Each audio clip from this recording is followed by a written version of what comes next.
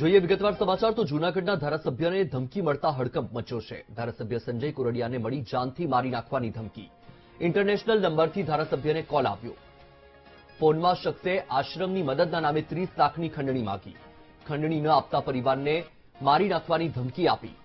આંગડિયા મારફતે રૂપિયા પહોંચાડવા રોનક ઠાકોર નામના વ્યક્તિનો નંબર આપ્યો। મારા કોઈ દુશ્મનો નથી, ધારાસભ્ય સંજય કોરડિયાનું આ નિવેદન છે। રાજકીય વ્યક્તિનો હાથ હોવાનો સંજય કોરડિયાએ ઇનકાર કર્યો। સંજય કોરડિયાની ફરિયાદના આધારે બી ડિવિઝન પોલીસે તપાસ શરૂ કરી છે।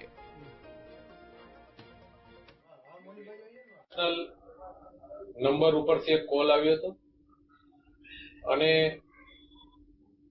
આશ્રમની મદદ માટેની પૈસાની માગણી કરવામાં આવી હતી અને પછી એ નંબર ઉપરથી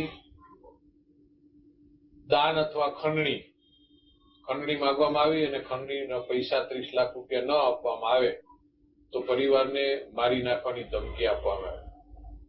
પછી એમની ઉપરથી ચેટ કરતા એમને આંગળીયું કરવાનું, રોનક ઠાકોર નામના વ્યક્તિને આંગળીયું કરવાનું ને એના નંબર આપ્યા અને એમની ઉપરથી પોલીસમાં ફરિયાદ નોંધાવી છે।